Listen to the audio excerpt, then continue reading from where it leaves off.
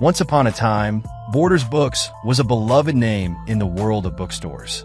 It all started in 1971, in Ann Arbor, Michigan, when two brothers, Tom and Louis Borders, decided to turn their passion for books into a business.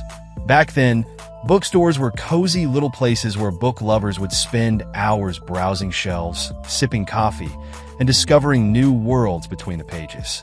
Borders grew from that small idea into something huge, a book empire with hundreds of stores across the United States and beyond. The rise of Borders Books. In the 1990s, Borders wasn't just any bookstore. Walking into a Borders store was like stepping into a literary wonderland. There were comfy chairs where you could sit and read, a coffee shop in the corner serving fresh brews, and even live music events. Borders had something for everyone: novels, self-help guides, textbooks, cookbooks, you name it. At its peak, Borders had over 1,200 stores and employed thousands of people. People loved Borders because it wasn't just about selling books. It was about creating an experience. Families would visit on weekends, couples would go on bookstore dates, and writers would find inspiration in its cozy corners. Borders was more than a store. It was a community hub. But like every great story, this one had a twist. What seemed like an unstoppable empire started showing cracks. And those cracks widened with the arrival of a game-changer: Amazon. Amazon, the disruptive newcomer. Amazon started small, just like Borders had. It was launched in 1995 by Jeff Bezos as an online bookstore. At first, Borders didn't see Amazon as a threat. After all, who would want to buy books online when you could visit a beautiful store, touch the books, and take them home instantly? The people running Borders underestimated just how powerful the internet could be. Amazon did something that Borders didn't. It offered convenience. People could browse millions of books from the comfort of their homes, compare prices, and have the books delivered to their doorsteps. And Amazon wasn't just about selling books, it was about technology. Bezos built Amazon to be fast, efficient, and customer-focused. While Borders was still focusing on brick-and-mortar stores, Amazon was revolutionizing the way people shopped. Borders makes its first big mistake. Borders had a chance to compete with Amazon. They could have created their own online store and adapted to the new way people were buying books. But instead, they made a decision that would haunt them forever. In 2001, Borders partnered with Amazon. They handed over the responsibility of selling books online to their competitor. If someone wanted to buy a book from Borders online, they were redirected to Amazon's website. This was like handing the keys to your house to a stranger. Borders thought this move would save them money and let them focus on their physical stores, but it did the opposite. Customers who went to Amazon to buy books realized they could also find other things: electronics, clothing, even groceries. Borders didn't just lose online sales. They helped Amazon grow even bigger. Ignoring the ebook revolution. While Amazon was expanding its empire, another big change was happening in the book world: ebooks. In 2007, Amazon introduced the Kindle, an e-reader that let people carry thousands of books in a device that fit in their hands. It was revolutionary. People no longer needed to buy physical books. They could download them instantly. Borders didn't take ebooks seriously. While their competitor Barnes and Noble launched their own e-reader called the Nook, Borders lagged behind.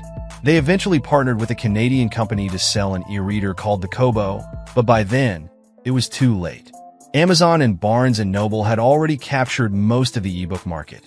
The high costs of expansion. Another issue for Borders was its aggressive expansion. While Amazon was growing online, Borders was opening more and more physical stores. At first, this seemed like a good idea, but each store came with high costs: rent, utilities, staff salaries. Borders also had a bad habit of opening huge stores in expensive locations, thinking that bigger was always better. By the late 2000s, the economy started slowing down and fewer people were visiting bookstores. Borders found itself stuck with too many stores, not enough customers, and a lot of debt. They tried to sell CDs, DVDs, and toys to make up for the loss in book sales, but that didn't help. People were streaming music and movies online by then, thanks to services like iTunes and Netflix. A growing gap between Borders and its customers. One of the biggest problems was that Borders stopped listening to its customers. While Amazon was constantly improving its website, offering personalized recommendations, and making shopping easier, Borders was stuck in the past. They didn't invest in technology or try to understand what people wanted. They thought that customers would always choose the in-store experience over online shopping, but they were wrong. By 2010, the signs of trouble were clear. Sales were dropping, stores were closing, and the company was struggling to pay its bills. Yet, Borders didn't have a plan to turn things around. Instead, they tried to rely on the same old strategy, selling books in big stores. The end was near. The world was changing, and Borders couldn't keep up. Desperate measures that backfired. By 2010, Borders knew they were in trouble. Sales were plummeting, and customers were choosing Amazon or Barnes & Noble for their book needs. Instead of finding a bold new strategy, Borders stuck to its old ways. They doubled down on physical stores, thinking they could still bring people back. But here's the problem. The world had moved on. Borders started offering big discounts and sales, hoping to attract more customers. On the surface, this seemed like a good idea, but it wasn't. The discounts hurt their already struggling profits, and even then, the customers didn't come rushing in. Amazon could match or beat Borders' prices, and it didn't involve leaving the house. They also tried selling more non-book items, greeting cards, stationery, and toys. This wasn't a terrible idea, but Borders went overboard. When people walked into the store, it started to feel less like a bookstore and more like a random gift shop. Their loyal customers, the book lovers, felt like the magic was gone. Borders' leadership was out of touch. One big issue was Borders' leadership. The company had a revolving door of CEOs, and none of them seemed to have a clear vision. They didn't understand the importance of adapting to the digital world. While Amazon was busy perfecting its website and creating new innovations like one-click shopping, Borders was focused on things like renting DVDs in their stores, something no one really needed anymore.